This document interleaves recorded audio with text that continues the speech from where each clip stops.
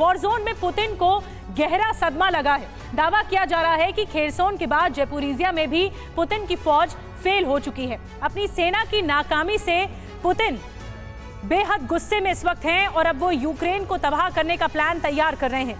आखिर क्या है पुतिन का प्लान तबाही और जैपोरिजिया क्या अगला टारगेट है? रूस को वहां पर कैसे झटका लगा है, ये भी आप तक हम पहुंचाएंगे। ग्राउंड रिपोर्ट दिखाएंगे वॉर जोन से। इस वक्त मॉस्को में क्या चल रहा है, इस वक्त यूक्रेन में क्या चल रहा है, ये भी हम आप तक पहुंचाएंगे। और खेरसोन के बाद जैपोरिजिया में रूस को झटका लगा है। जैपोरिजिया न्यूक्लियर प्लांट छोड़ रहा है रूस। यूक्रेन ने रूस के प्लांट छोड़ने का दावा किया है। रूस न्यूक्लियर प्लांट छोड़ने की तैयारी कर रहा है। IAEA ने रूस के दावे पर अब तक कुछ नहीं कहा है, यानी एटॉमिक एनर्जी से जुड़ी जो संस्था है उसने अब तक कुछ नहीं कहा है, लेकिन यूक्रेन कह रहा है कि उसने जैपोरिजिया का दावा, रूस ने जैपोरिजिया का दावा छोड़ दिया है।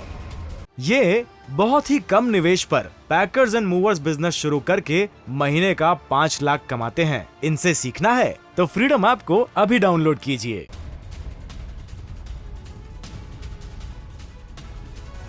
अब जैपोरिजिया जो पावर प्लांट है, न्यूक्लियर पावर प्लांट, वो क्यों आखिर अहम? जल्दी से आइए बिग बॉल के जरिए आपको बड़ी डिटेल्स बताते हैं कि आखिर क्यों अहम है जैपोरिजिया पावर प्लांट। यूक्रेन से डॉनबास रीजन की कनेक्टिविटी का ये जरिया है जैपोरिजिया पावर प्लांट। इसके अलावा प्लांट छोड़ने से डॉनबास पर रूस की जो पकड़ है वो कमजोर होगी। इसके अलावा डॉनबास में बिजली सप्लाई करने की रणनीति भी फेल होगी रूस के लिए। आगे जो बताएं आपको कि जैपोरिजिया से रूस तक बिजली पहुंचाने का प्लान भी रूस का फेल होगा। और प्लांट में 4000 से 4200 करोड़ किलोवाट बिजली बनती है, इसीलिए अहम है जैपोरिजिया पावर प्लांट। यूक्रेन की करीब 1/4 बिजली प्लांट में ही बनती है और अब ऐसा बताया जा रहा है कि वो दावा छोड़ रहा है। रूस यूक्रेन की पावर सप्लाई रोकने में नाकाम हो जाएगा। तो ये एक तरह से अहम है और इसकी अहमियत है जैपोरिजिया प्लांट की। हमारे साथ कीव, यूक्रेन की राजधानी कीव से हमारे साथ हमारे सहयोगी आशीष सिंह जुड़ रहे हैं, डिफेंस एडिटर। उनके पास चलते हैं। आशीष, ऐसा लग रहा है कि खेरसोन के बाद अब अगला नंबर जैपोरिजिया का है, जहां पर रूस विड्रॉल वाली पोजीशन में दिख रहा है। वहां पर इस वक्त ताजा सूरत हाल क्या है, जमीनी हकीकत आप बताएंगे?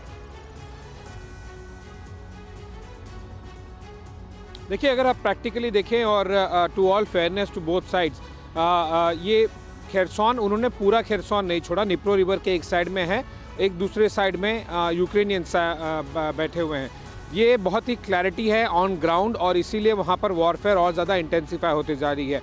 जैपोरिजिया में भी अगर जैपोरिजिया से वो विड्रॉ करते हैं तो वो प्राइमरीली इंडिकेट कर रहे हैं कि जो न्यूक्लियर पावर प्लांट है वहाँ से विड्रॉ करेंगे।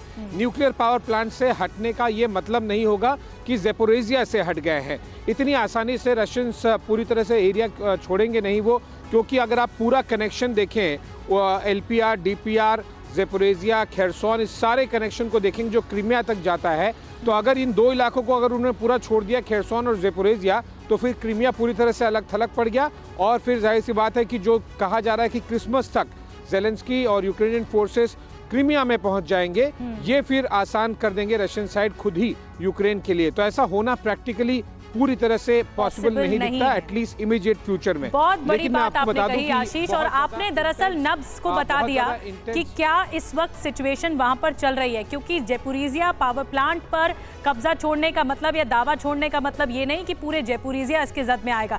ये बहुत ही कम निवेश पर पैकर्स एंड मूवर्स बिजनेस शुरू करके महीने का 5 लाख कमाते हैं। इनसे सीखना है तो फ्रीडम ऐप को अभी डाउनलोड कीजिए।